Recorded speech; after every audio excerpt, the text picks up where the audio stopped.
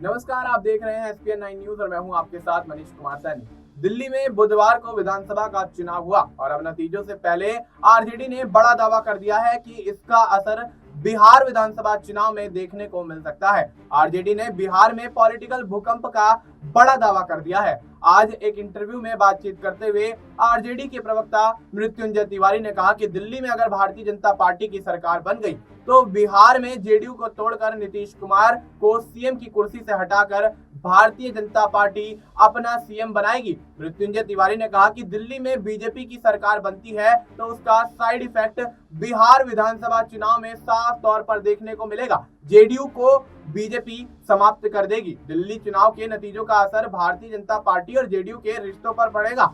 BJP दबाव बनाकर नीतीश कुमार को सीएम की कुर्सी से बेदखल करेगी। जेडीयू को खत्म करने के लिए भारतीय जनता पार्टी रणनीति बना चुकी है। दिल्ली में सरकार बनते ही यहां जेडीयू पर भारतीय जनता पार्टी चढ़ाई करेगी।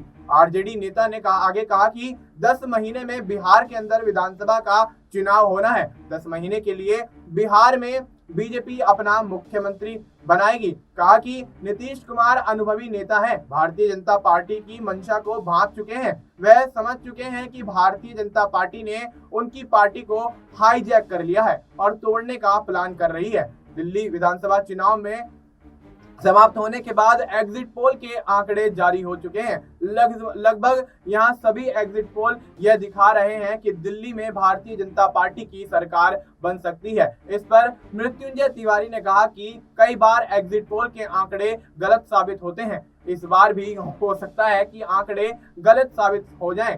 हो सकता है कि दिल्ली में भारतीय जनता पार्टी की सरकार नहीं बन पाए। अगर भारतीय जनता पार्टी की सरकार बन गई तो वही होगा जो हम कह रहे हैं। और ऐसे में मृत्युंजय तिवारी के इस बड़े बयान के बाद नीतीश कुमार की जेडीयू और भारतीय जनता पार्टी के पूरे खेमे में सियासी खलबली मचती हुई नजर आ रही है। दिल्ली से लेकर बिहार तक और बिहार से लेकर दिल्ली तक जेडीयू के और भारतीय जनता पार्टी के रिश्तों पर जिस तरह से यहाँ पर आरजेडी सवाल उठा रही है और उसको लेकर कहीं ना कहीं सियासत पूरी चरम पर पहुंचती हुई देखी जा रही है। फिलहाल आपको इस मुद्दे पर क्या कुछ लगता है, आप अपनी राय हमें कमेंट करके बता सकते हैं। बाकी देश और दुनिया से जुड़ी तमाम जानकारी के लिए आप देखते रहिए SPN9।